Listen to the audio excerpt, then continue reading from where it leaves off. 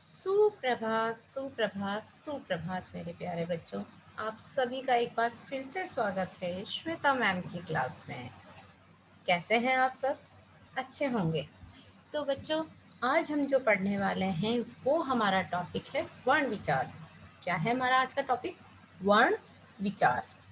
अब आप सोच रहे होंगे कि मैम वर्ण विचार क्या टॉपिक है बेटा? वर्ण विचार का मतलब है वर्णों के ऊपर विचार। अब वर्ण किसे कहते हैं? वर्णों के ऊपर विचार करने से पहले हमारे लिए ये जान लेना जरूरी है। देखो बच्चों, वर्ण किसे कहते हैं ये समझाने से पहले मैं आपको थोड़ा सा ये बताना चाहूँगी कि भाषा क्या होती है जिस पे कि वर्ण काम में आते हैं। भाषा मतलब हमारा जो माध्यम होता है एक दूसरे को बातों को समझाने का। जिस भी माध्यम से हमारी बातें एक दूसरे को समझाते हैं वह भाषा कहलाती है और भाषा के मौखिक और लिखित रूप होते हैं। ठीक है। अब जरूरी तो नहीं है ना कि भाषा का सदैव मौखिक रूप ही हम काम में लें। कभी कभी हम भाषा का लिखित रूप भी काम में लेते हैं। और वो लिखित रूप क्यों काम में लेते हैं? ताकि आने वाली पीढ़ी के लिए हमारे सारे विचार, हमारी सारी बातें या जो भी घटनाएं हैं वो हम सुरक्षित रख सकें। ठीक है। तो जो भाषा के में हम वर्णों का ध्वनियों का जो उपयोग करते हैं उन ध्वनियों को ही हम वर्ण कहते हैं। ठीक है। तो अब हम इसकी परिभाषा देख लेते हैं। क्या परिभाषा है हमारे इसकी? भाषा की वह छोटी से छोटी मूल ध्वनि, मूल मतलब ओरिजिनल जिसे हम बोलते हैं, तो भाषा की वह छोटी से छोटी मूल ध्वनि जिसके और खंड न किए जा सकें उसे वर्ण कहते हैं। क्या कहते हैं उसे? हम वर्ण कहते हैं। मतलब जब आप भाषा के शब्दों को टुकड़ों में बांटेंगे, ठीक है। मान लीजिए कि हमें भाषा का परिभाषा का पहला शब्द ही लेती हूँ, भाषा। ठीक है। अब इस भाषा शब्द के अगर मैं टुकड़े करूं तो इसमें कौन कौन से अक्षर हैं? भ ह आ है, श है और आ है। ठीक है। अब मैंने भ और आ को अलग अलग कर दिया। अब अगर मुझसे कोई कहे कि फिर से भ का और खंड करें तो वो नहीं हो सकते हैं। तो ये जो भ है हमें जो अंतिम में मिल रहा है उसे ही हम वर्ण कहेंगे। ठीक है। उदाहरण जैसे अ, आ, क, प आदि। ठीक है। तो यह तो थी हमारी परिभाषा वर्ण की। ओके। अब वर्णों के प्रकार। वर्णों के कितने प्रकार होते हैं? सबको पता है वर्णों के दो प्रकार होते हैं और ये दोनों प्रकार हम बचपन से ही पढ़ते हुए आ रहे हैं। सबसे पहला प्रकार होता है स्वर और दूसरा होता है व्यंजन। स्वर, स्वर हम उन वर्णों को कहते हैं जिनका की उच्चारण हम बिल्कुल स्वतंत्र रूप में करते हैं। इनके उच्चारण में हमें किसी की भी सहायता की आवश्यकता नहीं पड़ती है। इसके विपरीत व्यंजन हम उन्हें कहेंगे जिनके उच्चारण में हमें स्वरों की आवश्यकता होती है। मतलब बिना स्वरों की सहायता के आप व्यंजनों का उच्चारण नहीं कर सकते हो। वर्ण जब वर्णों में जब हम स्वरों का उच्चारण करते हैं तो हमारे मुंह से हवा बिना रुके बाहर निकलती है। क्या होती है? बिना रुके बाहर निकलती है। हिंदी में मुख्यतः 11 स्वर माने जाते हैं और इन्हीं का ही प्रयोग हमें मुख्यतः देखने में आता है। ठीक है। और ये है अ, आ, ई, उ, री, ए, ऐ, ओ, औ। ठीक है। तो ये है हमारे स्वर। अब इसके आगे है स्वरों के जो भेद होते हैं वो। ठीक है। तो मुख्य बातें जो स्वरों की है वो है, इसमें सबसे पहला आता है अयोग वह। अयोग वह किसे कहेंगे? अयोग वह कहते हैं स्वर के योग से चलने वाले वर्ण। मतलब वह वर्ण जिनको चलने में या जिनको प्रयोग में लेने के लिए हमें स्वरों की आवश्यकता पड़ती है। अंग और अहा मुख्यतः ये दो प्रकार के होते हैं और इनका जो उच्चारण होता है, इसके उच्चारण के लिए हमें स्वरों की आवश्यकता पड़ती है। अंग को अनुस्वार भी कहा जाता है और अहा को विसर्ग भी कहा जाता है। ठीक है।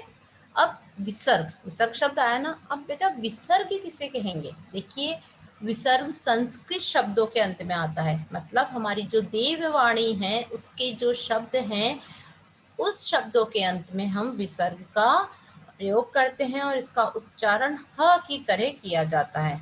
मतलब अगर जैसे मान लीजिए प्रात शब्द के बाद में विसर्ग लगाए तो इसका उच्चारण आप प्रातः नहीं करोगे, आप प्रातः करोगे, यानी कि लास्ट में ह की ध्वनि आपको निकालनी है। फिर है स्वरों की मात्राएं। अब स्वरों की मात्राएं, पहचान, स्वरों की पहचान होती है स्वरों की मात्राएं, और प्रत्येक स्वर की अपनी मात्रा होती है जो कि व्यंजनों के साथ में आती है। अब यहाँ ध्यान देने वाली बात यह है बेटा कि मैंने क्या बोला है, प्रत्येक स्वर की अपनी मात्रा होती है, लेकिन इसमें एक स्वर ऐसा होता है जिसकी मात्रा नहीं होती है, और वह स्वर कौन सा है, वह स्वर है अ। कौन सा स्वर है वह स्वर है अ। ठीक है, अ का जो प्रयोग हम करते हैं तो प्रयोग करने के बाद में हमें यह दिखाई नहीं देती इसकी मात्रा, सिर्फ ये व्यंजनों को पूर्ण करने के लिए उनके साथ जुड़ा होता है। ओके, अब है स्वरों के भेद। स्वर के बेटा 3 भेद होते हैं। पहला होता है ह्रस्व स्वर। ह्रस्व स्वर किसे कहते हैं, जिन स्वरों के उच्चारण में सबसे कम समय लगता है उन्हें ह्रस्व स्वर कहते हैं। सबसे कम समय मतलब जिनका उच्चारण हम फटाफट कर लेते हैं, तुरंत कर लेते हैं, और ये मुख्यतः 4 प्रकार के होते हैं। कौन कौन से, अ, ई, उ, री, ये 4 स्वर हैं, और इन्हीं के ही जब डबल हो जाएगा, इनकी मात्रा में थोड़ा सा ज़्यादा समय लगने लग जाएगा तो उसमें क्या चेंजेस आएगा वो भी देखिए, अभी आपको पता चलेगा। दूसरा है दीर्घ स्वर। जिन स्वरों के उच्चारण में ह्रस्व स्वर से 2 गुना, मैंने अभी भी बताया था ना, उसमें कम लगता है, और डबल जब हो जाएगा तो पता चल गया ना, 2 गुना समय लगता है, यानी कि जस्ट डबल समय लगता है, उन्हें हम दीर्घ स्वर कहते हैं। और ये कौन कौन से होते हैं, अ का डबल हो गया आ, ई का डबल हो गया ई, उ का डबल हो गया उ, और ए आई ओ औ। तो ये जो स्वर हैं आ ई उ ए आई ओ औ, ये दीर्घ स्वर के अंदर गाते हैं। अब है एक लास्ट प्लुप्त स्वर। अब प्लुप्त स्वर क्या होता है मैम, हमने तो सिर्फ ह्रस्व और दीर्घ ही सुना है।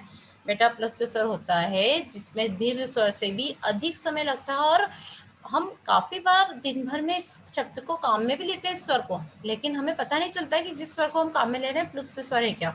अब आप सोचोगे मैम कह रही दिन भर में काम में लेते हैं, कब काम में लेते हैं बेटा, जब हम किसी को दूर से आवाज देते हैं या कोई शब्द को लंबा खींच लेते हैं ना, तब हम इसका प्रयोग करते हैं, और मुख्यतः इसका प्रयोग संस्कृत में किया जाता है। ठीक है, इसे 3 के चिन्ह द्वारा दर्शाया जाता है। अब आप कह रहे हो ना मैम आवाज देते हैं तो कैसे, मान लीजिए कि मैं आवाज दे रही हूँ किसी को, सुनो। अब मैंने बोला सुनो, जो लास्ट में ओ का साउंड आ रहा है ना, लंबा खींच रही हूँ उसको, मैंने सिर्फ सुनो करके नहीं छोड़ा ना, वहां क्या है प्लुप्त स्वर आया है। अब जैसे आप मेरे साथ बोल के देखिए ओम, अब ओम बोला मैंने, और एक मैंने बोला ओम, तो ओम तो नहीं बोलते ना, हम बोलते हैं ओम। ओ को हम थोड़ा लंबा लेते हैं ना, यानी 3 मात्राओं का समय हम इसमें लेते हैं, तो यहाँ प्लुप्त स्वर काम में आता है। अब इसके बाद में जो हम वर्ण का दूसरा प्रकार पढ़ेंगे वो है व्यंजन।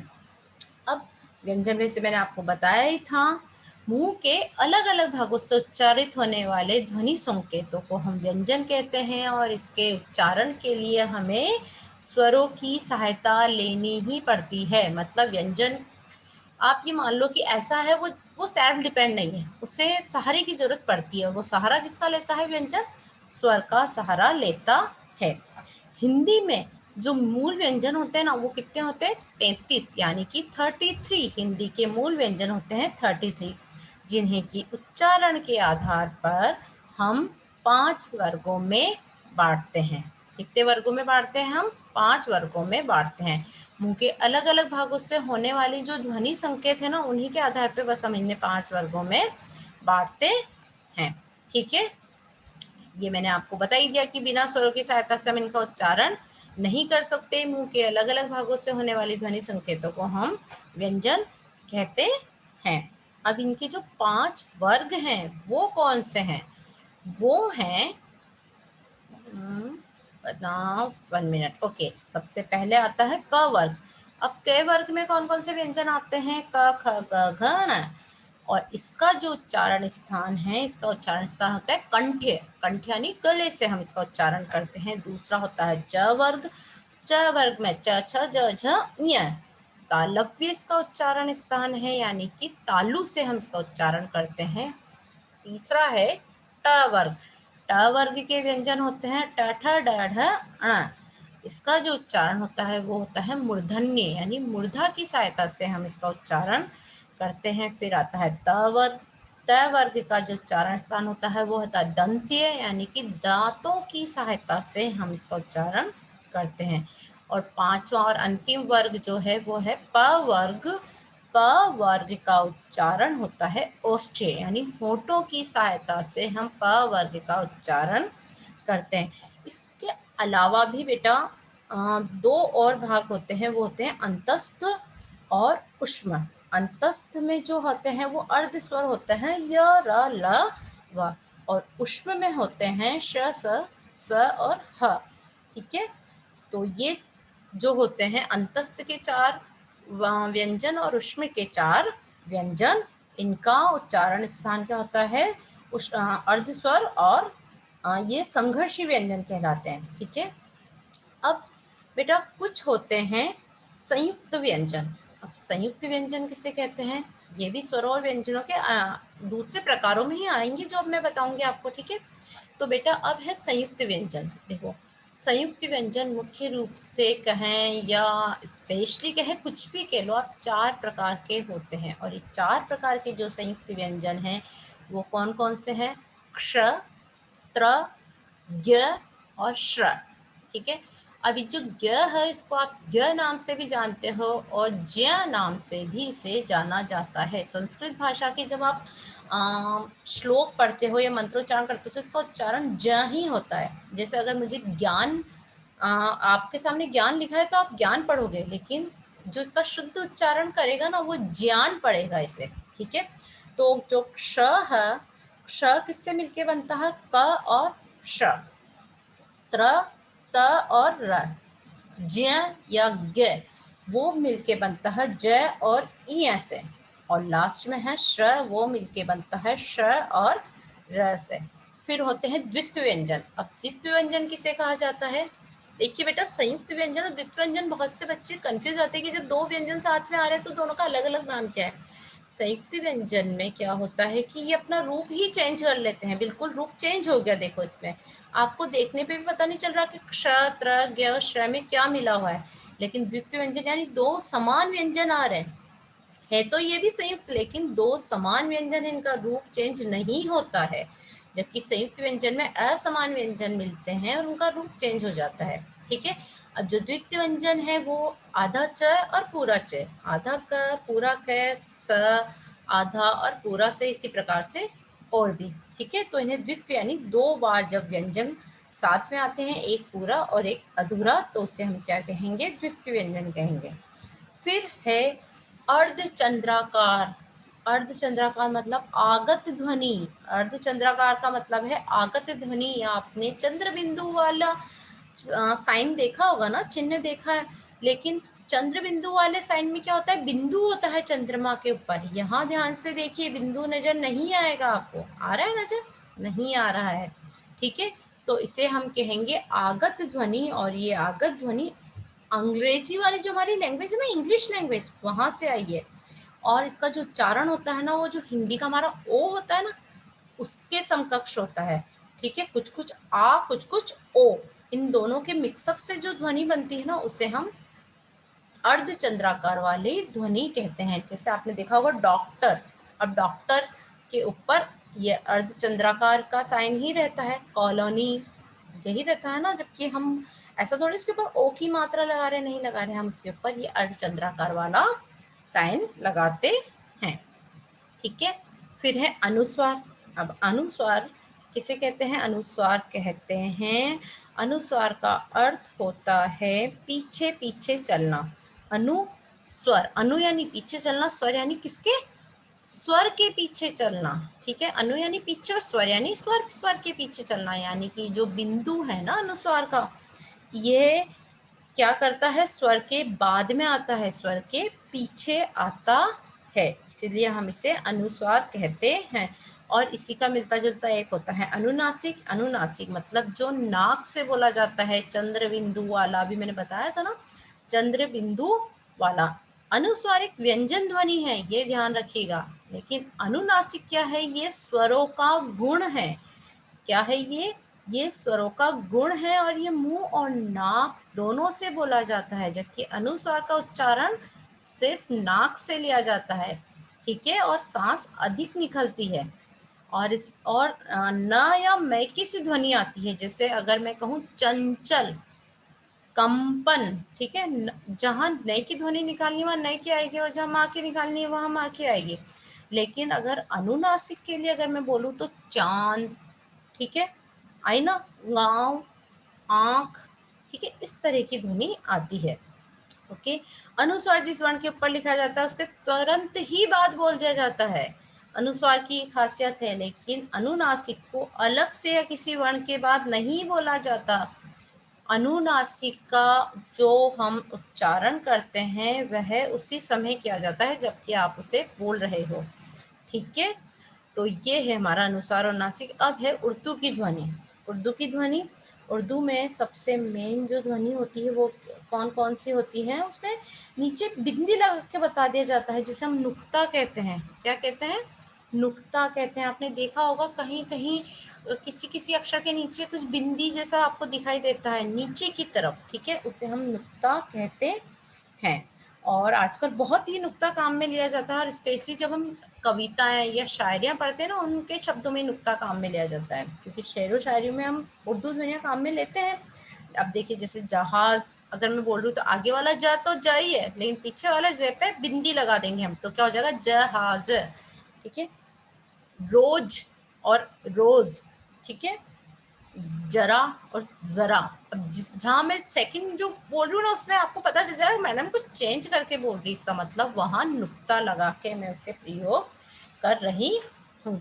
तो बेटा ये था हमारा वर्ण विचार, ठीक है। आशा करती हूँ आपको समझ में आया होगा। अगर नहीं समझ में आया तो आप प्लीज़ मुझे कमेंट करके बताइए कि मैम ये कमी रह गई, मैं उस कमी को ज़रूर सुधारने की कोशिश करूँगी, ठीक है। और अच्छे से पढ़िएगा, अपना ध्यान रखिएगा, और अगर आपको ये पसंद आता है मेरा वीडियो तो प्लीज़ लाइक करके और कमेंट करके मुझे ज़रूर बताइएगा। और नेक्स्ट जिस भी हम विषय बिंदु के साथ मिलेंगे, तब तक के लिए धन्यवाद, और आप सभी अपना ध्यान रखिएगा, ठीक है। Bye everyone.